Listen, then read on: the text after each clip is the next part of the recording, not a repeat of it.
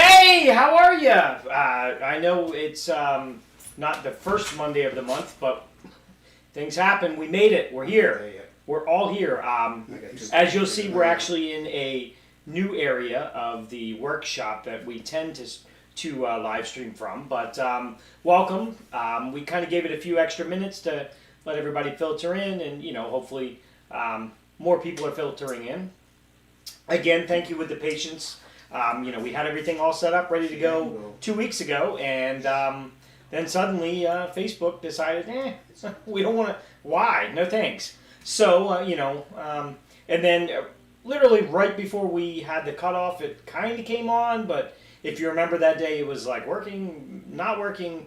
We really try to do these as professional as we can, so we really didn't want to deal with any kind of interruptions. But anyway, on to the show.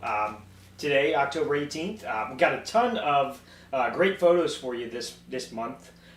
We've also got a ton more that we've gotten after we already set this up, so stay tuned for next month. You'll see some really great stuff.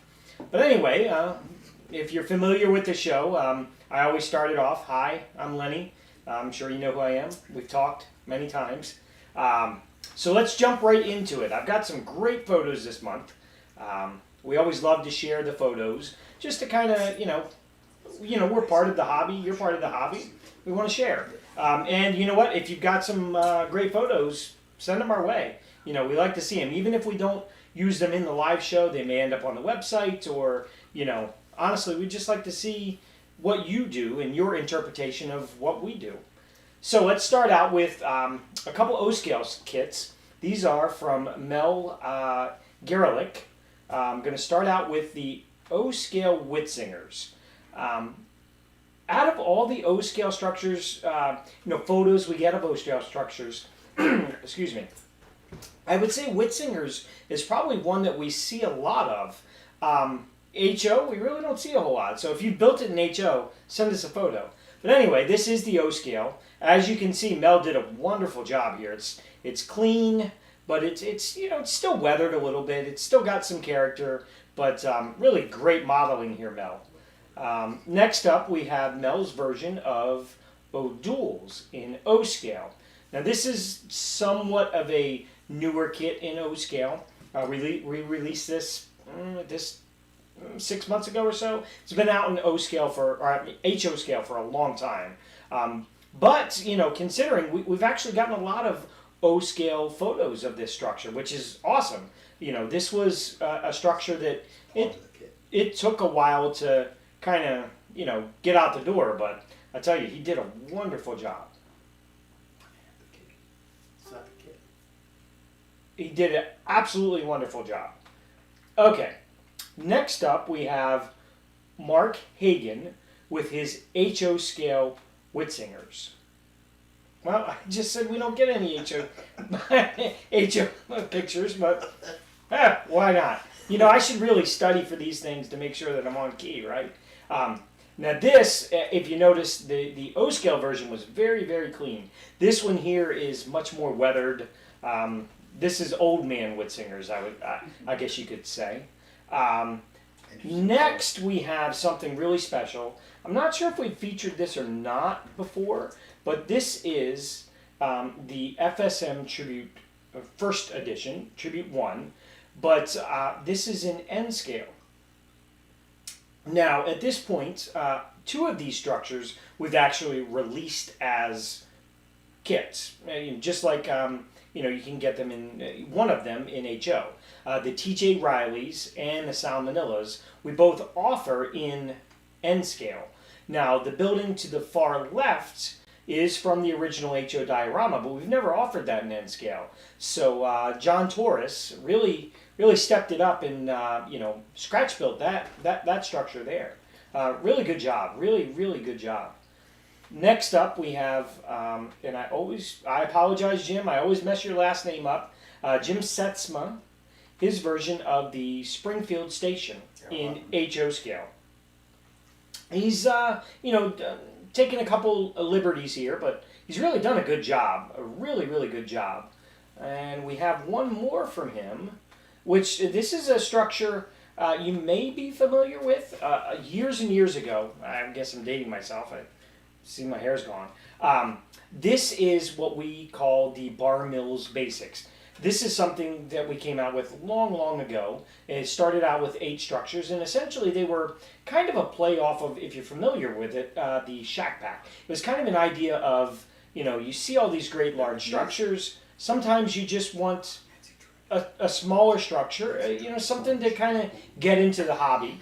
And that's exactly what this is. Nancy. I feel like I know somebody named Nancy.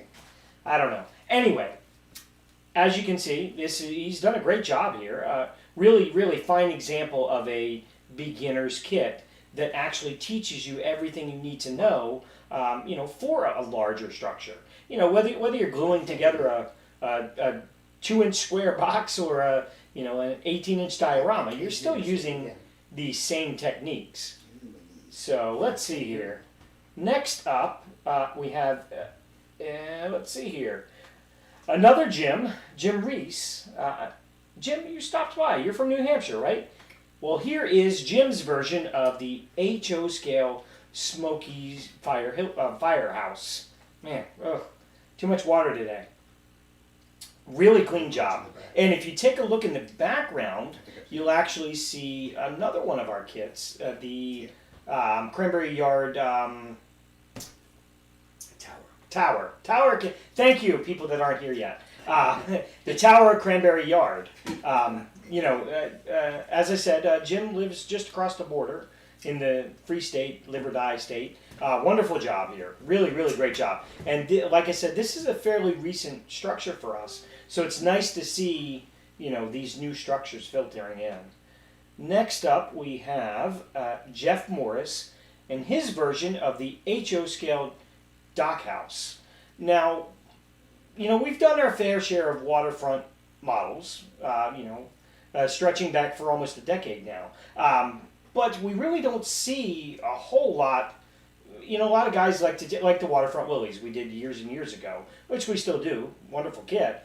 But a lot of guys use that not necessarily as waterfront. They'll actually build it, on land, which, waterfront land, you can make anything work if you use a little bit of creativity. But anyway, back to Jeff's model here. Wonderful job. If you'll notice, he kind of took a little liberties in the way that he's done his roofing materials. It's slightly different from what we did, but it really looks great. You can see the weathering techniques that he's got in here on the tin at the very top. Really great job, Jeff. I'd love to see some more work. So, don't get shy and certainly send us in some more stuff. And last but not least, Dan Luntz. Dan has been a long-time customer, loves to send in photos, and we love to see him. This is Dan's version of the HO scale Stewart's rods. Now, we've gotten a few of these pictures of this kit. Again, it's a fairly recent kit. We've put out so many kits over the past 2 years especially. But if you notice, he did a really good job just taking the photo. His lighting is pretty good. He's kind of blended it into the background really well. He really did a great job. And look at that brickwork. It necessarily doesn't look like it's brand new, but, it doesn't look like it's falling apart either. The coloring and the detail just on the brickwork alone is fabulous. Really good job, Dan. So if you're familiar with, and you should be at this point, generally, always, we raffle off a special Bar Mills hat. Usually I'm wearing one tonight, but I don't have one tonight. So if the reflection's bad, just drop something in the comments and it'll be okay. But anyway, so everybody who has submitted a photo and made it onto the live stream, we're going to do a quick raffle and let's see if you won something.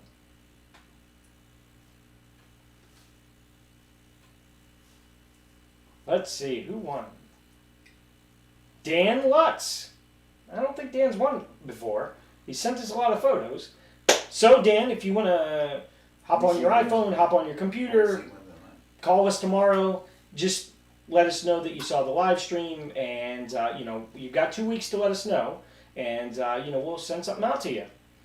I think it's almost time to get over to the guys. So let me see if they're ready. I don't know. It's been a long day around here. I have to laugh right away, right? All right. Here's not quite John. Not quite John. John is dead and I'm not. That's the difference. He was funny and I'm funny, right, Jack? Yeah. There you go. Anyhow, welcome to Bar Mills. It's been really a rainy summer. It's rainy outside. Lenny today took a dump in the... A digger, not a dump. There's a difference. Not a dump, but he went down. He certainly went down hard on all the mud around the shop. By the way, you're looking at the new extended part of the Bar Mills wood shop here. And we're actually sitting on top of a table saw. We're moving things around a little bit, trying to keep things a little simple. Of course, I have as my co-host here, Mr. Jack Ellis, coming in from all the way from New England, which is all over the place here, from New Hampshire. Yep. As Lenny would say, live free or die, which is the fact of it. I tell you one thing, Len, on the customer photos, we got so many choices. We did. We had a lot of choices. So I'm thinking, what the heck? Why do you say we give away a second hat today? Wait, is there some way you can just pull a random name? Sure. This is not a contest, because if it's a contest, that's one thing. This is for fun. And it's for participating and just sharing the hobby. So, Lenny, why don't you call up another name? Don't forget, if you're called, you have to get to us with an email with your shipping address. Sure. And we will send you, pay for postage, pay for the hat. For those of you like Jim Reese that have gotten hats before, they can tell you how cool those hats really are. They're good hats. They're embroidered. Lenny, what do you have? So I will do a raffle here real quick. It won't be on the screen, but I'll do a raffle here real quick. Let's see here. It's working. Mel, you have won a That's hat. Mel Garlick, isn't it? It is. He's Mr. Whitsinger, and he's Mr. One half of the O'Jewel skit. Which Yes. is what I was trying to tell you before. At any rate, so we have a lot of things going on. The tenement side. The tenement side, that's right. No Jack, you've been busy going out and teaching live, not just here on the live stream. What have you been up to lately? I guess it was a week ago Saturday. Yeah, a week ago Saturday. We did the NER convention, Hub convention in Westwood, Massachusetts. Unfortunately, I had to work Friday and I had to work Sunday, but my clinic I did was on Saturday. And I always ask for the last clinic of the day, so if I overrun, I don't have to worry about it, except I came out exactly on time this time. So what was the clinic on? We started at 9:30. I do a clinic called the last 2 inches, and that's that space that's between the track and the back wall of your layout, and you have no idea what I'm going to do with it or how I'm going to work it in to make it look realistic enough to go with the rest of the layout. And we go through force perspective, and we go through flats and clouds and things like that, just to give you more depth of field for it. We had a big turnout. At 9:30 at night, everyone wanted to go to bed. They told me they wanted to go to bed. We had almost 60 people, which is great. And they had a great clinic. We had fun. We got through it, no problem. We were done by the 10:30. Now, how would you feel about bringing the we've been in touch with Springfield, which is the Massachusetts show, the Amherst Railway Society, and Jack is one of the clinicians. We have other clinicians, such as Clark Cooning comes in from Canada. He's amazing. Of course, the great Tylick, Mr. Tylick himself, comes and he does a hands-on. He's an O-scale guy, but he's got more to say than, trust me. So, anyhow, but Jack gives clinics. He's kind of the root clinician. The last 2 inches, which I've seen, this is an amazing clinic. Possible to bring into Springfield this year. Yep, I can't see why we can't do it. Okay, so you're going to want to see this. I even got my spray can and the clouds in without choking the room to death too, which is good. So we'll show the same thing at Springfield. We can do it real quick. And you were in what town were you in? Westford. Westford. Yeah. Okay, well I was in Reykjavik. Close.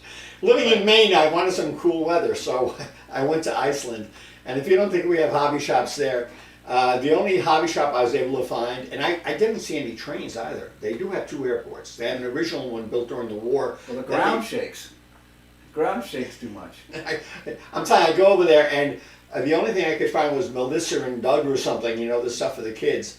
And that's about as deep as you can get into model building. In Iceland, or as many people call it, Long Island, but it's not. It's Iceland. It was a great trip. We were there for 4 days, and 4 days was enough, to be honest with you. So if you're thinking about going to Iceland, do it, and do it off season. It's worth doing.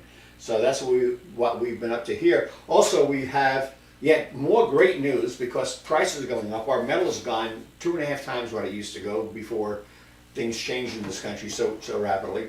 And now we find out that we have a shortage, which is red. I just heard this today, on the adhesive backing that we use on our laser cut windows and a lot of our kits that we rely upon. And with the Christmas kit coming up, and I'm not going to tell you about it, not now. In November, see, you did laugh. In November, I will tell you. Get my email, I'll tell you about it. He doesn't have email. He has nothing in him. Yes, Lenny. Well, I just got a quick question. I don't want to get too far ahead. Yeah. Shadow Wolf asks a question about the clinic you were talking about. Yep. Is there any way to see that now or purchase that online, or was a great thing and now it's gone?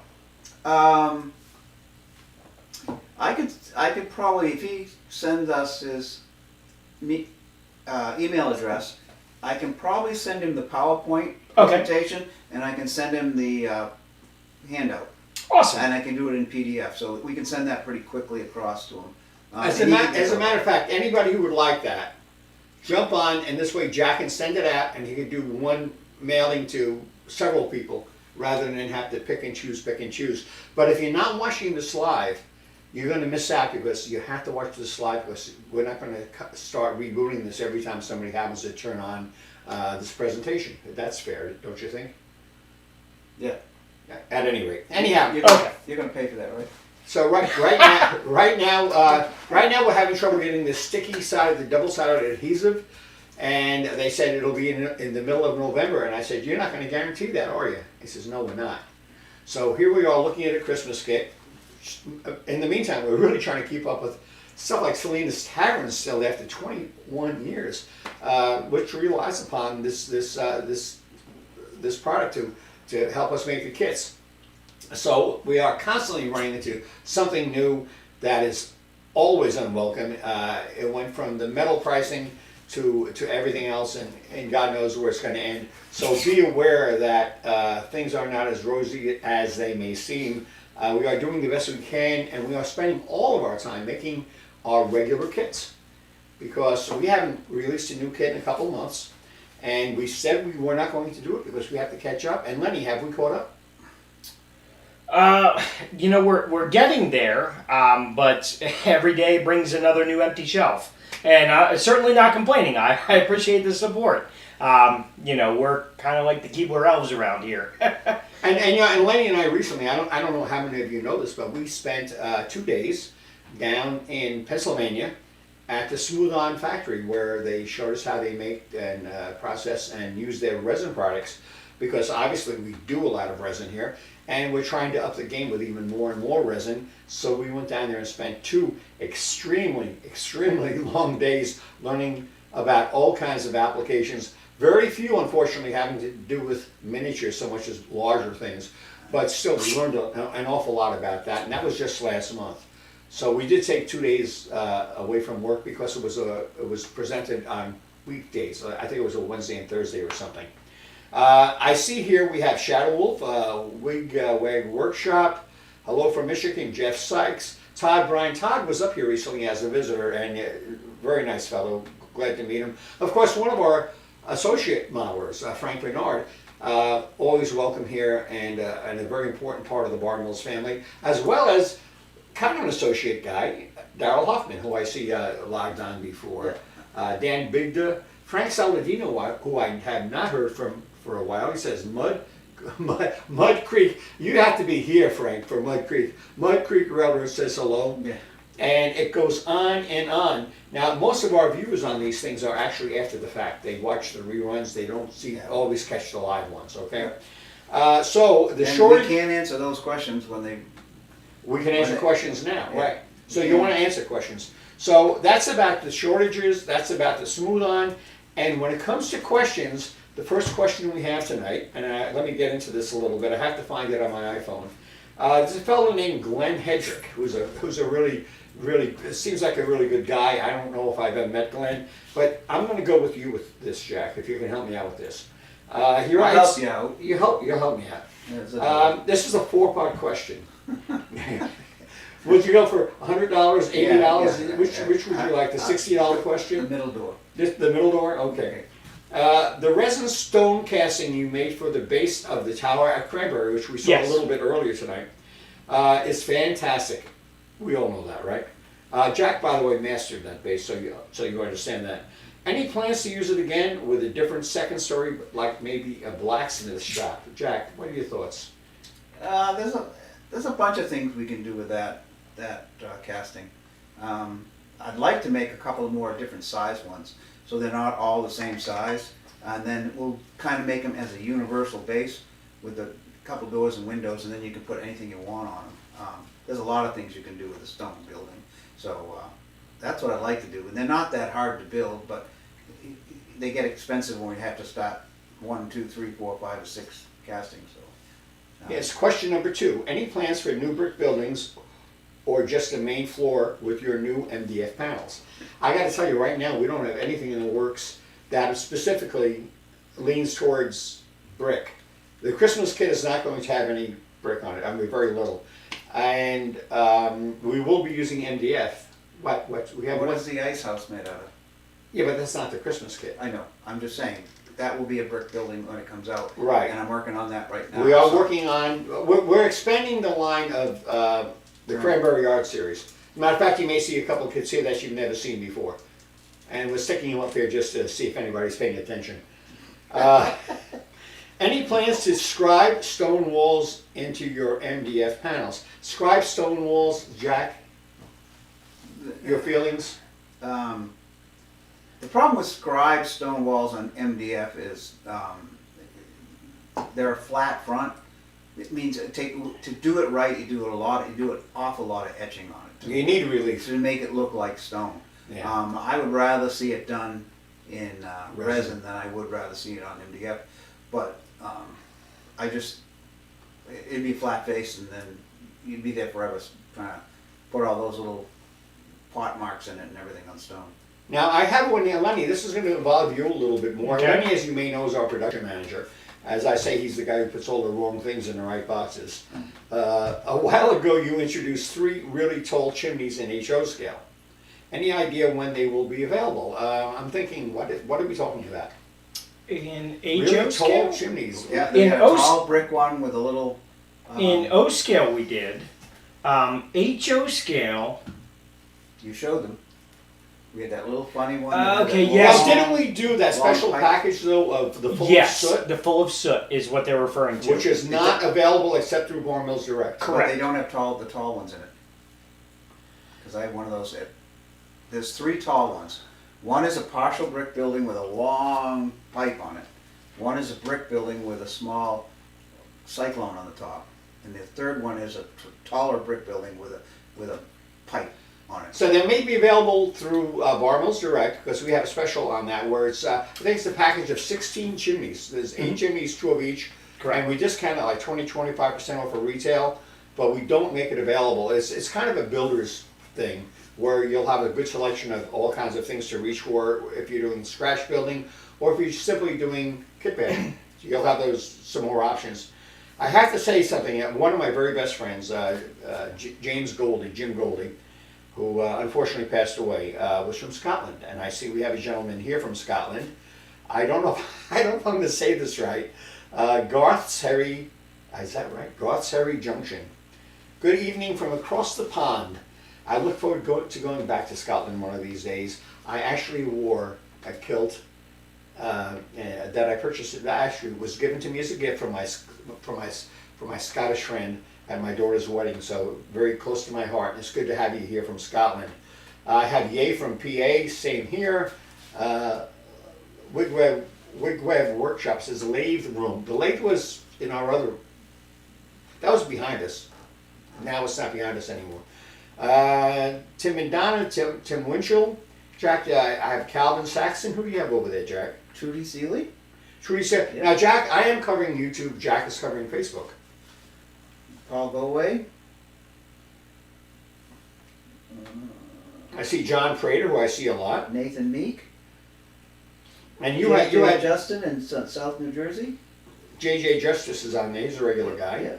Glenn Evans. A lot of you guys. Who's this Pat Buffalo guy? But I don't know. He's something to do with Buffalo, Double. I don't know. Something to do with hot sauce. I don't know who that guy. Pat Buffalino's on He's right? from. He's an N-Scale anyway, so it doesn't matter. Well, it's about time for our super secret, nobody knows guest.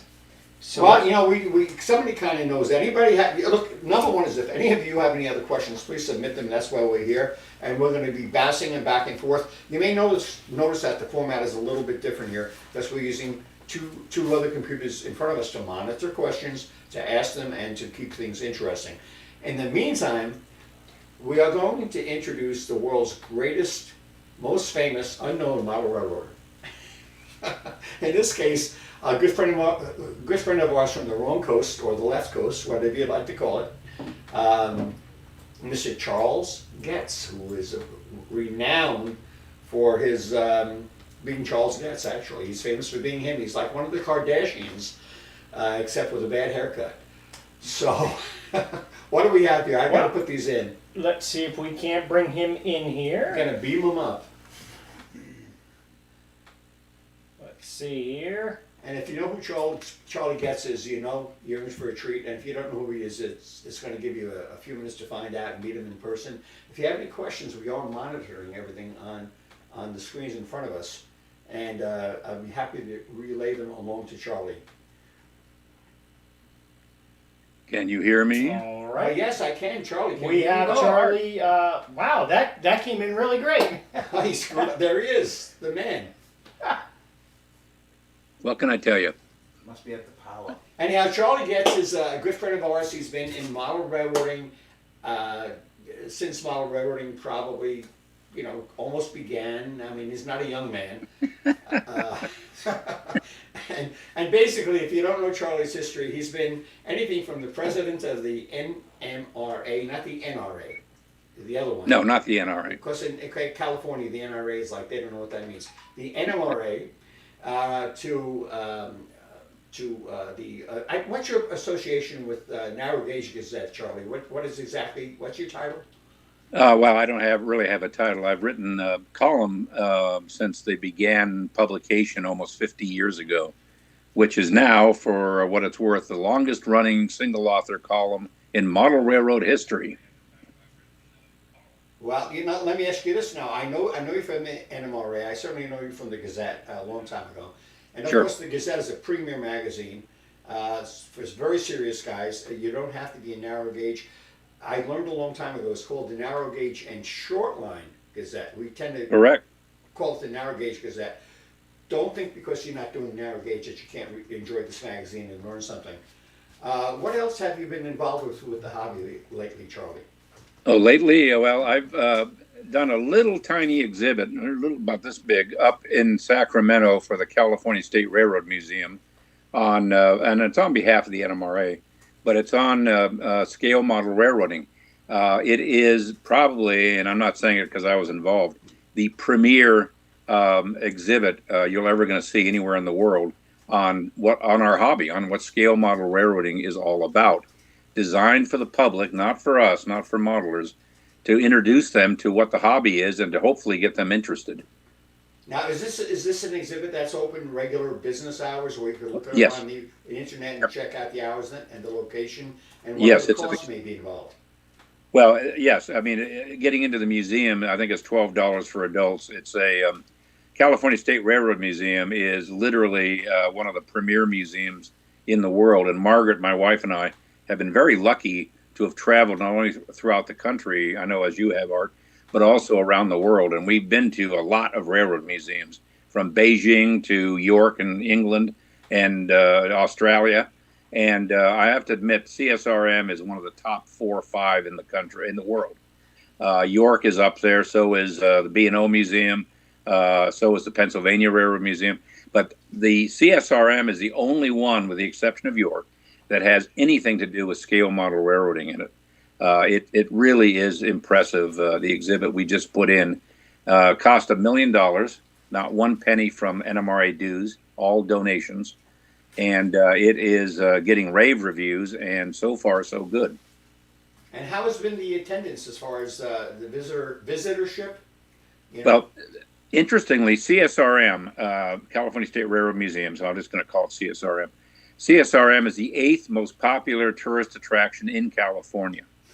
It's located in Old Town, Sacramento, our state capital. Old Town is a real delight. It is the original downtown of Sacramento. It's where the Central Pacific started, and all of the original buildings are there. And they've recreated the old original Central Pacific station. So for rail fans, for railroaders, it is fantastic to go there. 600,000 paid visitors a year. And COVID has not really slowed that up since they've reopened. I was there literally 2 days ago, and on a Saturday, and it was packed.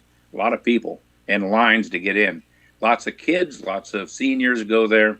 It is really an interesting railroad museum, and they're about to quadruple the size with the old Sacramento shops across the tracks, where they are creating, and they have the money to create, the Museum of Railroad Technology, which is going to be an expansion of CSRM. So it's going to be a major complex within maybe a decade. Now let me ask you, all of these exhibits that you have, where did they come from? Are they donations? I would assume. Yes. How do you garner these? How do you put them together? And if you had something, I know this is a question you're not going to want to hear, but if you had some kind of an awesome model that you would like to share with, with everybody else, is there a way of submitting for consideration, possibly some of your work to be displayed in that kind of a venue? Yes, you can, because we're over time we're going to have to refresh some of the exhibits. We can't just. We're going to be there at least 10 years. That's what, and it's free space, by the way. We are not paying a penny in rent. And before I get to your answer your question, let me just add one other thing. CSRM is now a Smithsonian affiliate, so it is now part of the Smithsonian Museum chain. So we had a very high bar to meet. So this exhibit had to be world class, and we believe it is. Now, in terms of what's in there, it would blow your socks off. There is some bar mills in there, by the way, I believe. I think one of the buildings I built of your kits is displayed. I hope it is. I think it is. But we have John Allen materials, for example. The only artifacts left that are known is John Allen, including a locomotive of his that was not recreated, but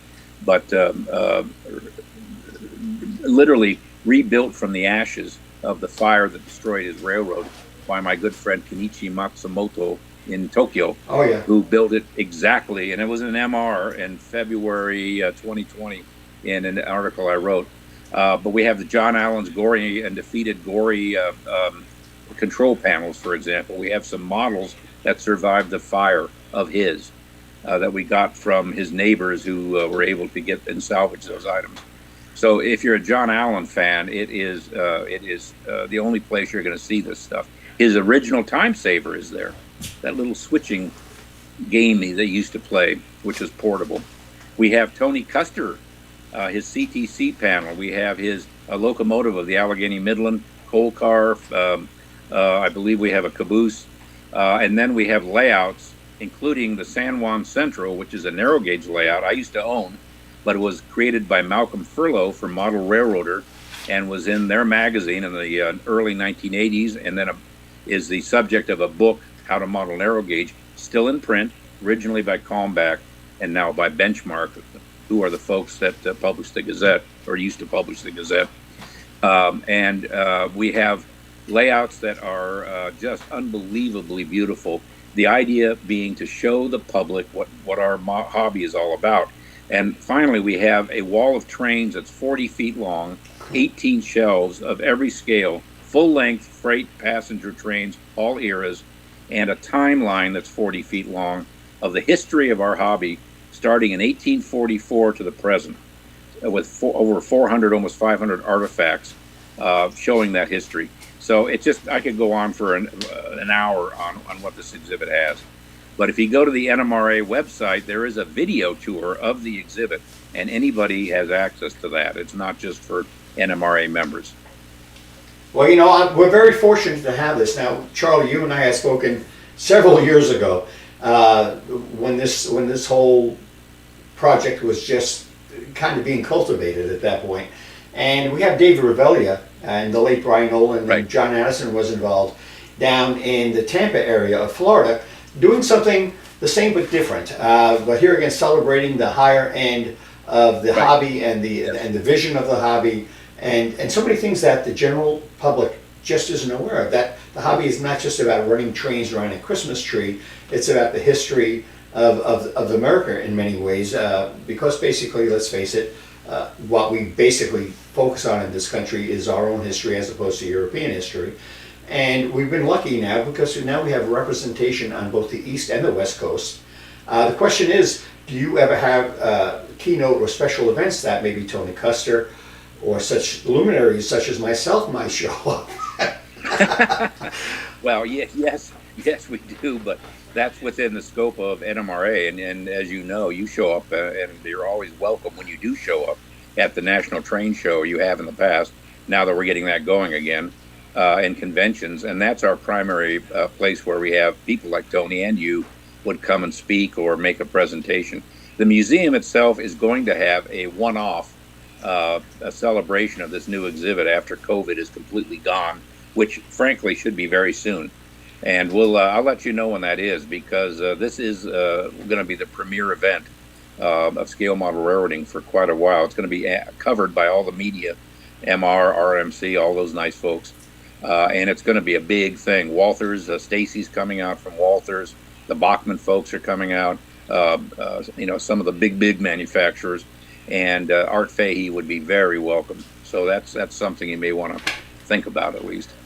Well, this is. I don't know how many of our viewers know this, but when we set up this whole idea of this first Monday, we're certainly not on the first Monday of this month. Yes, right. But we set this up because we wanted to share the hobby, and it wasn't always about promoting Bar Mills product. As a matter of fact, we're not even really promoting any Bar Mills product right now because there's nothing new that's imminently coming out, with the exception of the Christmas kit, which is going to be announced a little bit down the road. Right. But the idea was, we've had Brett Gallant on from, as you know, from Sierra West. We've had Jerry Leone from Model Railroader, or Comback, if you want to say. We've had Otto Vondrack, the editor of Railroad Model Craftsman. Howard Zane. I mean, all of these guys are well known, but not everybody travels and gets a chance to visit such as we do. I mean, you and I met dozens. I mean, when we had the Narrow Gauge Convention in Portland, Maine in 2007, you were by my home. It's for me as an enthusiast, and that's how we started Bar Mills. We started from the heart. We started because we were hobbyists and thought we could do something that might make a difference to somebody besides ourselves. We've been able to share the hobby, but the whole idea of this podcast, or whatever they call these things, was the idea that a lot of us out there that are probably shaking their heads and going, I don't travel that much anymore, or I can't really afford to hop out to California or up to Maine. And I've never met this guy, Charlie Getz, but he's a character, isn't he? Things like that, Sure. This. Well, and I'll tell you the nice thing, Art, about that, and that is that with the internet, you can go to the exhibit. If you just go to YouTube and just type in NMRA Scale Model Railroad Exhibit, the videos will pop up. You don't even have to go to the NMRA website, and you can look at that exhibit. But more importantly, you can, as you know, you can find just about anything on the internet, and that's both the good news and the bad news.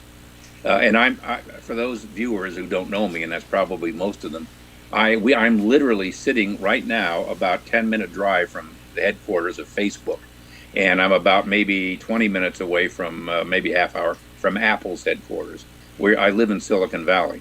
And I'm not a Silicon Valley person.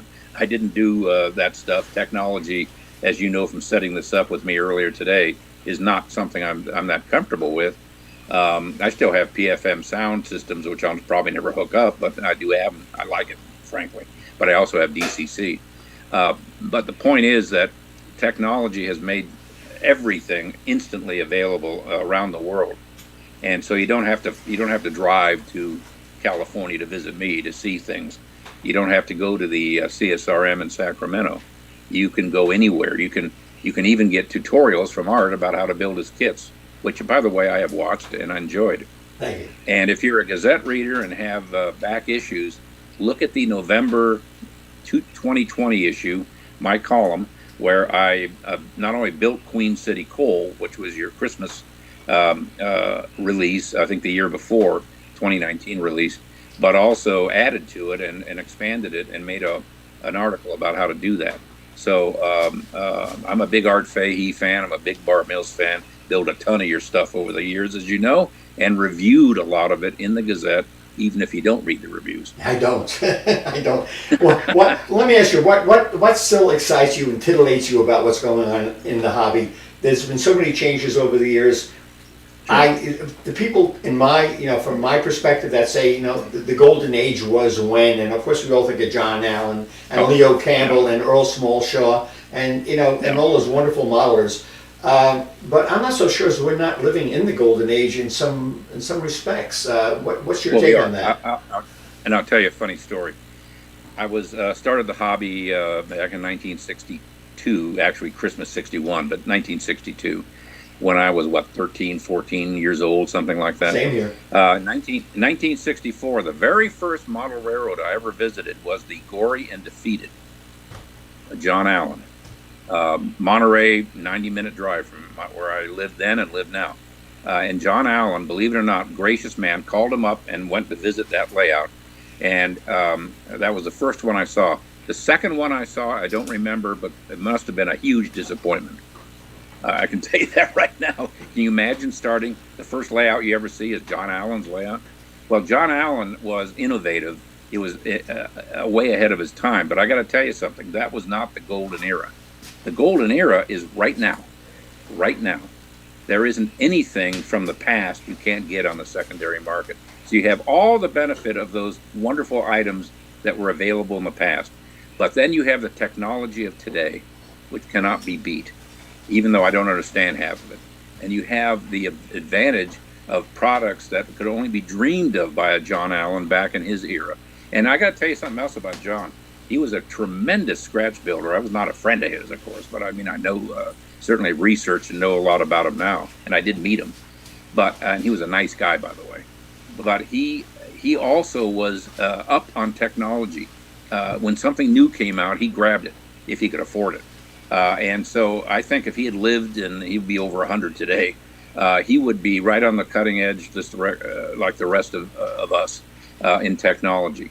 So this is the golden era, in my opinion. There have never been more products, better products, more accurate modeling, more information, more excitement in the hobby than right now. Well, I'd like to talk more about John Allen, but this is getting a little long in the tooth because I've heard so many different stories about how he removed the lolly column and he used to have to walk around the edge of his living room so he wouldn't fall into the basement. No, that's true. That's very true. Yeah, because he didn't want to. He didn't want that lolly column to screw up his scenery.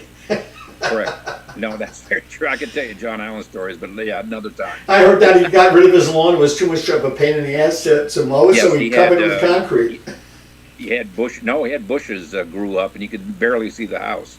Yeah, yard work is not. That's fun. A quick side note: yard work is something that model railroaders tend to avoid. So who in the hell invented G-scale? That's for sure. Garden railroading. Isn't that anathema to what we want to do? We don't want yard work. That's for sure. It takes too much time. That's why I moved to Maine. There's so much snow, I don't have to worry about it. The dog crap just disappears about 5 months a year. That's a good idea. Yeah, if you go to Michigan, it's the same phenomenon. At any rate, Charlie, it's great. I'm glad we had a chance. And we normally don't give this long of an interview because we generally do 2 interviews. But your experience probably amounts to 5 interviews. And hopefully everybody out there enjoyed having a chance to hear from you one-on-one, mano a mano, And thank you, and thanks for doing these wonderful items. Speaking of wonderful products, I know you're not asking for this, you didn't ask for it, but I love bar mills, I love the kits, I build them, as you know. I review them. I encourage people to buy them, and I can't wait to see what your new Christmas kit is. Very funky. It's a very funky, Lawrence Welk, very funky, and a 1 and a 2. It's a very funky Christmas kit. All right. Well, I like funk, so I live near Berkeley. Berkeley is about as funky as it gets. So funky is and good. Odors and everything, right? I get it. Yeah. All right, Charlie. I'm going to let you go, and we're going to continue with the broadcast here. And I guess I'll see you in Springfield, which we're going to touch upon a little bit later. And Good. are you coming to Massachusetts this January? I have some tickets I have to use, so I may just do it. I've never been. I've always wanted to go, and this may be the year to do it. It might So be. I I'm know certain things about it that you don't know, and it's going to be Uh-oh. it's going to be cool. Okay, well, it's always cool, but Yeah. I think I'm going to make a good effort to try to come to it. All right, Charlie, I'm going to let Lenny fade you out here, and we're going to call it an interview. Okay. Thank you very much for doing this. Appreciate it. See you, Charlie. All right, bye-bye. Oh, okay. Let me know when I'm back. Mr. Getz has left the building, so to speak, and we're very pleased to have him right here at Bar Mills up here in Maine. We have spoken to a couple of the manufacturers that could not make this specific edition of the show, but we are looking forward to seeing in future editions, and we will save their names until later on. I am seeing that we have a lot. Do you have anything? Clark Cooning is with us, it says here. Hi, Clark. And he says He wants my clinic. he wants your clinic. Yeah, I think he's going to put his name on it and redo it. And he says, say hello to Charlie, which is Yeah, too late. it's a little too late for that. We have Todd Bryan saying thanks, I had Charles. a guy Gary ask a question. Chestnut. You want to know why you moved to Bar Mills and not Portland? That's what he said. Why didn't you go to a big city like Portland? Why did you go to Bar Mills? Well, I tell you, Bar Mills it couldn't have been in existence because it would have been Portland scale model. So that's it right there. It was catchier, and I didn't have to pay for the name. What do we have here? Jeff Sykes says there's no shows in Lowell, Michigan this fall. Man, I hate to hear that. Hopefully you guys will be able to. I've been looking for shows for not only for railroading shows. I've only been to one. I've been to one, and that was in August, and I haven't seen anything. They got the NRA at West. NRA? Yeah, NRA, whatever. How do you spell it? With an N. You can't spell NMRA. No. That's bad. At Westwood, and they got that in, and it wasn't bad at all. We did have our masks on, and we tried to keep it separation, but it seemed to go pretty well. It's a little hard to give a clinic with a mask on. I do have a question here. Who wrote this? Let me see. I love your streams. Thank you. No shows in Lowell, Michigan. There was a question here. I know it was here.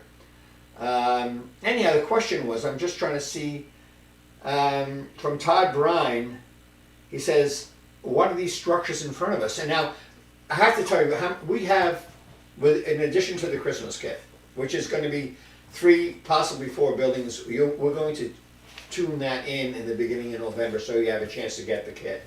In addition to that, we have probably 6 to 8 structures in some point of development. Would you say that? Is that fair? Well, probably 5 or 6 of those are done. We'd have to do the engineering, finish the engineering and the dreaded instructions. Yes. And Jim Mooney, our engineer, is actually in California. I don't know how many of you know this, but Jim is actually an engineer who works at the Applied Physics Laboratory of Johns Hopkins University, and right now he's spending close to 2 months out in California working on a space shot out there.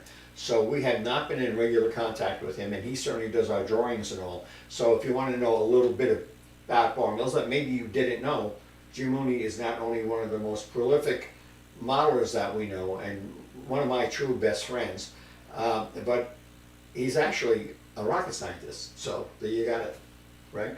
Anyhow, why don't you tell them, now I don't know how well, Lenny, that anybody can see these structures. I don't know if anything we can do about that. They can see them great. Okay. Jack, why don't you describe one and then the other? And remember, these are not coming out immediately, but these will be subsequent after the Christmas kit gets manufactured. And there's a lot of manufacturing to do on this year's Christmas kit. Jack, why don't you talk them through this? The structure that's in front of me is a sand tower, kind of loosely built on the Durango one. We use the Durango's elevation sand tower, and then we used our own stone building and a covered sand bin. So you have the resin. We were talking about that resin block before. This building is like that resin block. So that's back to those blocks that we did before. And then hopefully we'll have the sand bin with a piece of molded, basically a pile of sand, but it'll just be a resin molding, and then you just put some paint on it. Now, Frank Bernard is asking if we can zoom in. I don't know if it's possible because this is done digitally. It's a digital zoom Correct. from the computer, so it's not like we're holding Correct. the camera on this. So Correct. I'm And I do not gathering have this photos of these. probably not the best thing to zoom in on. Now, the one in front of me is yet another. It's a takeoff on what we call Secklers. Kind of. It's different windows, but same kind of an attitude, but a lot smaller. Yeah. This is And another background building, background building. which is terrific because we're looking to do more of them. What's the story behind this one, Jack? it was something I was trying to build that was not too expensive. And if you look at that building is all mat board and cardstock. That's all it's made with, and some material I found called suede, which is a paste with pumice in it. And it gives me that little fine texture for stucco. Everything you see on it is either one of our castings or one of our laser cut pieces. Skylights are all laser cut. It's even one of our signs that is on the building. The old Sherwin-Williams I paint themed it as a Sherman-Williams, yep. Right. This one happens to have plastic windows, but I think if we do this, we'll probably laser cut the windows because it'll be just a little easier to do. Because these are all windows. I don't know if you've ever done what they call a masonry window. They have no molding around them. So if you take the window, flip it upside down and put it in from the inside, you get a masonry window out of a regular window that has molding on it. So that's what I've done this. So we wouldn't really probably do it that way for you guys to do it, but Now I see that we have a Scottish friend, and that's Scotch friend because I've been disciplined by a Scotsman before. That is despite his what I find to be a difficult to pronounce name. His real name is Mike. Mike. I'm actually drinking some hard cider here, Mike, but don't tell anybody in Scotland because I know they're going to show up at my door tomorrow morning. Anyhow, his real name is Mike. Mike, thank you for that. And what else do we have? We've got a lot from certain people and not too many from other people. Maybe it would make sense to post the PowerPoint presentation to the Bar Mills website. yeah. That's not my call. I don't know if you'd want to do that. Yeah. Well, it might be easier than trying to send it, and then everybody has it. Clark says the border is now open. That's cool, Clark Corning. And Does that mean he's coming? Yeah, he said, I'll see you at Amherst. Thank you for the warning, Clark. Thank you.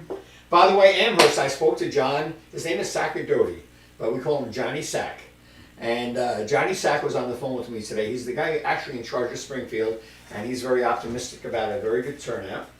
And there wasn't much to be said. He's not losing any vendors, and it doesn't look like there will be any mask rules in Springfield this year, because that was the topic of conversation. That involves all of us here. I think they'll probably do it like they did most places. It won't be mandatory, but I bet we'll see a lot of masks. Well, that's as long as it's Yeah. not mandatory, it's Yeah. fine. Most of the one train show I went to, they made the vendors all wear masks. They said the vendors had to wear masks, but that may be an insurance rule. We're not too. seeing that, and they say the COVID thing is kind of becoming less and less significant, both Connecticut and Massachusetts. Well, we hope so. Okay, well, that's what I heard today from two folks. Let's hope it stays that way. Now, Jack, you have a clinic that we're going to be giving. Now, we are running a little long. We're having a great time. Hopefully, you guys aren't starting to nod off here. You can always watch this later. Remember that, okay? Next first Monday, hopefully, will actually be first Monday. Lenny, what would be the date on that? Do you Let me see here. That would be November 1st.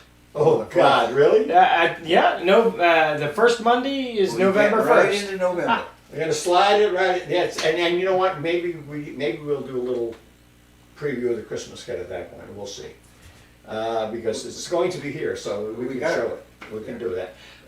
What else is going on?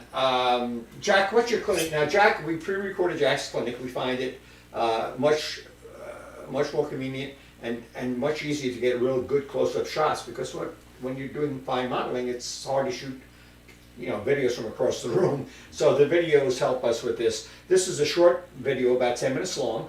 And Jack, you will be discussing. I think we're sticking to the roofs for a little while. Roofs We're going are to do tar paper roofs, kind of the way I do it in Colorum. I've had a couple of people ask me how I get the highlights in it. And both of these buildings in front of us, to give you an idea, you know, you might poo-poo tar paper roofs because they're so simple, but the fact of it is they're critical because both of these buildings feature tar paper They have roofs. tar paper roofs, yeah. So it's not like we don't use them. Lenny is going to cue up the video. Lenny, how close are we? We'll see you in a few minutes. All right.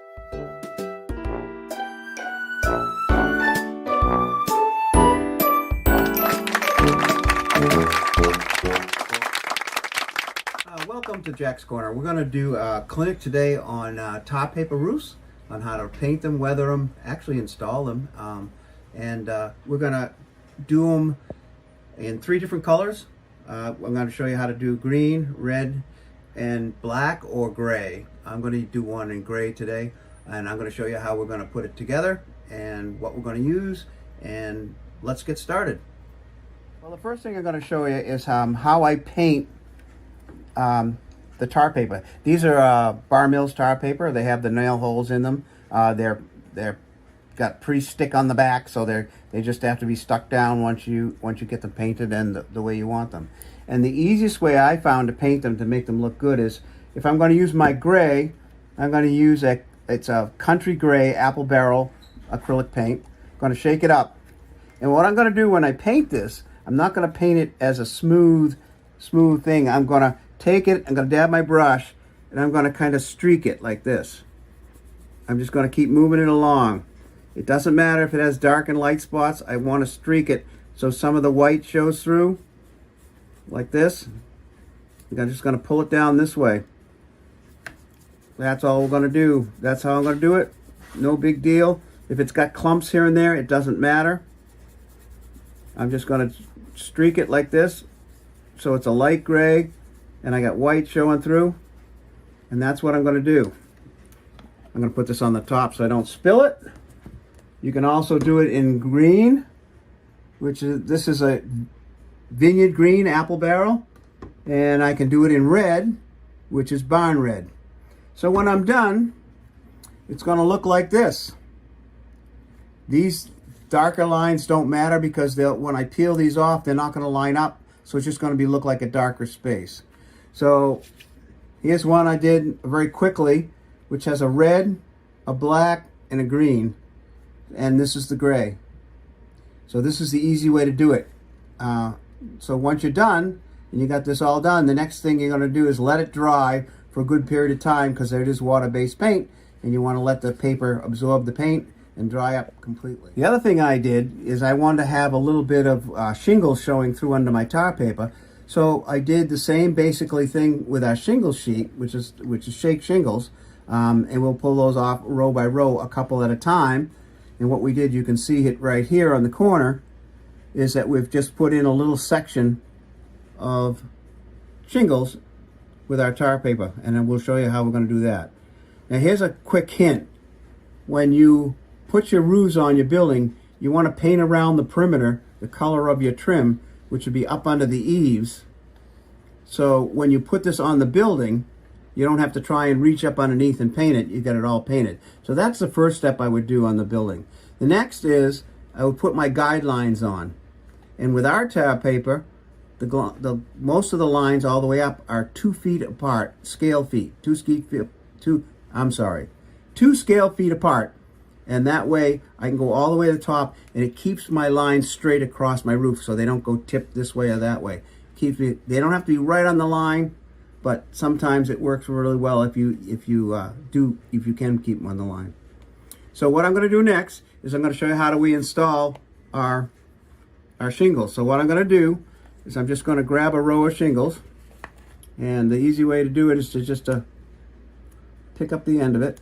Ooh, I'll get it here. Sometimes there we go. And I'm going to peel it like this. These have nail holes, you can see it. So what I'm going to do with this is I'm going to take this and I'm going to actually tear it. Like that. Can you see that? Alright, so now I'm going to take this and I'm going to line it up with my line. I don't know if you can see that. Line up my line. My hand's in the way. I did this. And I'm going to rub it down. See how it comes over on shingles? Yep. And then I'm going to take another one. And look at my, ooh. I'm gonna do the same thing, only I'm gonna tear it a little differently. I'm gonna make it shorter, now I'll make it longer. Like that. And then I'm going to take that one, and we're gonna do it right here. Same thing on the lines. And I'm just gonna rub it down. I'm gonna do one more, and then we'll go from there. We'll do what we do, how we do the clean it up and get it ready. So I'm gonna do one more, and this will be a regular straight one. So we're gonna do that just this way. I'm sorry about that, I can't see it because of the lines here. And that gives me my lines. Now I'm gonna flip it over, and with a nice new sharp blade, this is gonna be hard because I put the thing on it. I don't know if you could see that. I'm going to take and I'm going to cut right along the edge of the roof, and that's it. And that I'm just going to kind of use my finger to rub it down. So that's basically what we did. Now I want a couple of patches on this roof, so I can take some of my cutoffs and I can just stick them on like that. And if I want it a little different, I can cut these into little square, and I can stick it on like that. It's kind of hard to see now because we haven't brought it out. This is my tool that I made, which is a little dowel and a common pin. And what I can do is I can go back and I can put nail holes all the way around my patches. And that's all you need to do.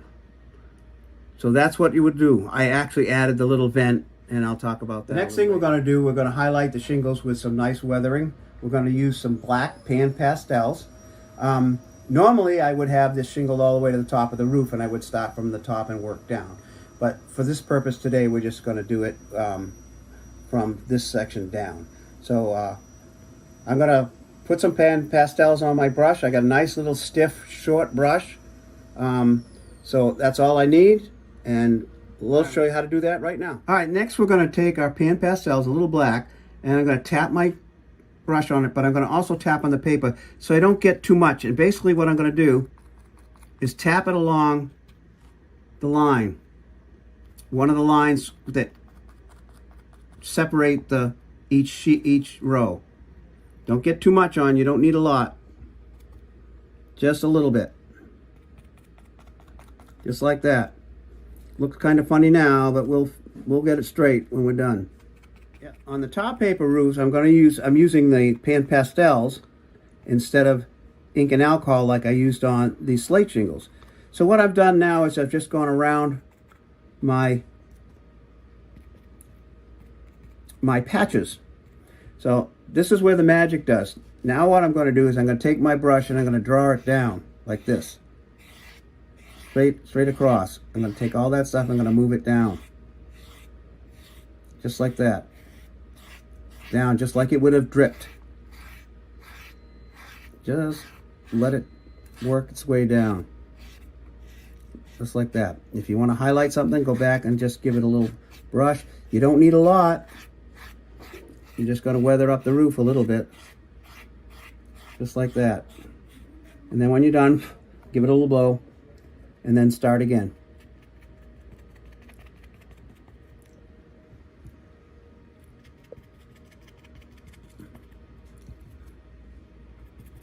Just like that.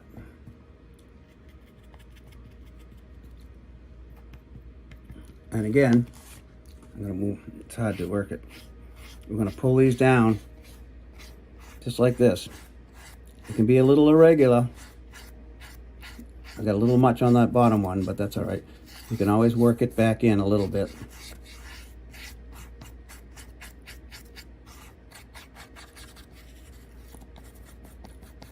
You want to take a little bit more and put it right here. And set it up a little bit right so it's running off this. All right.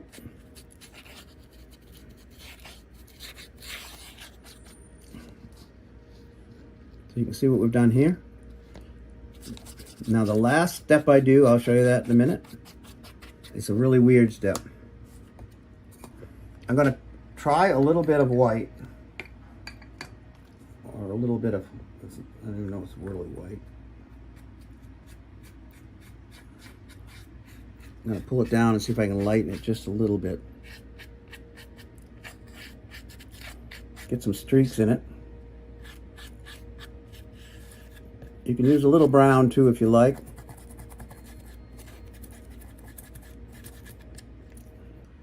So what I'm going to do next, I'm going to add some rust lines, and this is a weathering powder. I think it was ours, but there's a bunch of them out there now you can use. And what I'm going to use my ink and alcohol. I'm going to dip a very fine brush into it, and I'm going to bring it over here onto the paper, and I'm going to make like a paste.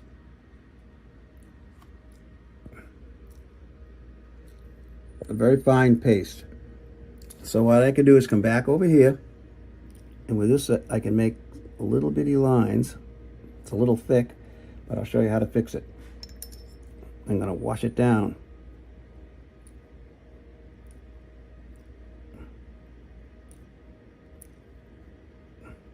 I'll lighten it up. It'll get much lighter than that. So that's how I'm going to run my rust lines. It's the same way I did my detail part. So the last process in this whole thing, put my covers on so I don't spill things, is white acrylic paint. I'm going to take it, clean off my Post-it note, which I use as a tab, and I'm going to do a nice flat brush. I'm going to dip it in, and I'm going to get 90% of all my paint off it. Check it on, see how much I got. And I'm going to kind of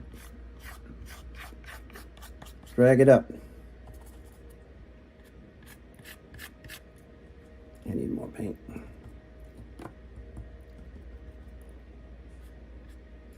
Just lightly catch the tops of things.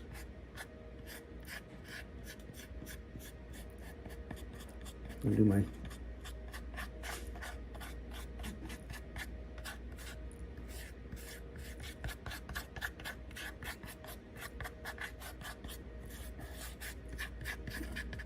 If you have to, you can just clean it up a little bit with your finger if you want. But by rubbing it now that you've got most of it off, I can get a little bit lighter in places. And basically, we're done. This was kind of a quick one, but as you look, this one's got a big patch on it. So I could actually add a roof on top of a roof here and have no problem. Now, this can be done with multiple colors because I have a green, I have a red and a black, and then you can see I've added some little bits of brown on my shakes, and I've added some corrugated metal over the top and battens. So those are all the things you can put on a tar paper roof, and make it look really interesting, along with any kind of vent or pipe or thing like that that comes through the roof. So that's on tar paper, and thanks for coming. We'll see you again. Good comments, sir. I don't know if you're getting any there. Nah. All right, hey, I guess we're back. You kind of caught us off guard. We're getting a couple nice compliments. We have Shadow Wolf, and I know the guy's name, but I can't remember it, as well as Alan Rogers, Jack Prater. Oh, which reminds me, a couple things. Number one is we're going to be giving away a $100 gift certificate tonight to somebody who's online. And this, if you're watching this after the fact, you cannot expect to win this. So please don't ask if you can win it, because we've been through this before. A couple things is the Postal Service has kind of negated any shipping to Australia at this point. We're also having trouble with Germany. We have a customer in Germany who wants to hold us totally liable for something that was sent and proven sent some time ago. Apparently it's our fault, he didn't get it, and we will do what we have to. But if we're going to have a problem with Europe, we may have to change some of our shipping policies to Europe as well. We hate to see this happen. We thought the COVID thing was over, but it seems to be just lingering. And to whose advantage this is, I have no idea. But I know that we try to service our customers. We are getting a couple of trolls lately, especially on Facebook, knocking what we do. If you agree with them, I understand. Not everybody loves everybody, but if you like what we do and if you care to support Bar Mills, in the 21 years we have been around, we have never once, Jack, asked for a like on Facebook. But if you don't mind spending a moment, if you like us, and if you don't like us, you know what? You have that right too. But maybe some likes on Facebook or some reviews or comments or something to the positive will help override some folks that, as we all know, sometimes you just cannot make you happy. I hesitate to bring this up, but it kind of cuts me to the quick because we really do try very hard, and I think most of you probably know that. Anyhow, we have a lot of comments coming in, Jack. Did you see what what was his name? Hector? Well, I think he just woke up. Hector Turner. He just woke up, and we'd like to. Can everybody give him a cheer for coming in and watching us? He was a little late, but he's in now. He said, I knew I should have set my alarm. Glad to be here. But Hector, you're catching the end. Don't forget you can watch us again on Facebook. Good to be here, Hector. Dan Lutz is always a great model builder and a contributor. No issues in Scotland getting parcels. I'm glad to hear that. And we have a $100 gift certificate that we've randomly flipped through the comments that you guys have been writing, so we know you're there. And $100 will go to John Prater. So John, I know you're out there watching because I've seen you popping up regularly, and we just simply scroll through the comments really quick, shut our eyes, and where the finger landed is who's getting a $100 gift certificate for Bar Mills. I don't know if there's anything else we have to say tonight, Jack. Do you have anything? Well, I don't know. I don't think so. It's You sad. don't want me raving along here. No, so sad. So sad. And John Prater says, awesome, thank you so much. John, I was only kidding. There's no gift certificate. No, just send us your email address. We'll get one to you. That's about it for tonight. We've had a great time. It's 8:44. We've gone for an hour and 15 minutes, which isn't too bad. Hopefully you guys have enjoyed the show. And we promise you more thrills, chills, and excitement next time around. So for Jim Mooney, who's not here, for Frank Bernard, who's here in spirit, for Clark Cooning, who's up in Canada, probably not fishing this time of the year, but you never know. You never know, maybe. He's got more explosives now, so he's probably pushing. Oh, good Lord. Yeah, I like beer. For my wife Nancy, who's suffering from a cold right now, okay? I don't know if she got that in Iceland or not. Could be. It's cold. They don't call it Iceland for nothing. From Len, our production manager and producer and director and technical wizard at putting all this together, Jack Ellis and myself, Art Fahey. I thank you all so much for joining us, and we will try to do the right thing as always. And we will see you in 2 weeks again. Remember, November 1st. We're going to shoot for November 1st. I think we have a possible guest person coming on, and we have to do another clinic. If there's a clinic you'd like to see done, you know what? I'm not saying we're going to do it, but if you want to write it down, maybe we can take some time and do that. Yeah, if you've wondered about some of these clinics, if you go on the website, there's the Craftsman Kit 101 that's there. Most of the information that we're doing in these clinics is in that 26, 28 page folder. It may not have somebody explaining it, but it's all written down. So if you kind of miss it, you want another way to look it up, you can look it up there right on the website. So that's it for tonight. You know, I really hate saying goodbye tonight. I'm having such a good time. And I see Todd Bryan is still with us, Steve Moshkin. Who do you have over there on Facebook? I know it's going by so fast. Great Kids. Horton Monroe, Jim Dustin, all these guys. I know it sounds like we're reading off of a friends list, but we'd like to think of you all that way. And thank you, by the way, Charlie Getz. Guys, you know I'm going to keep waxing poetic here. You don't want to see that happen. Good night, guys, from Bar Mills.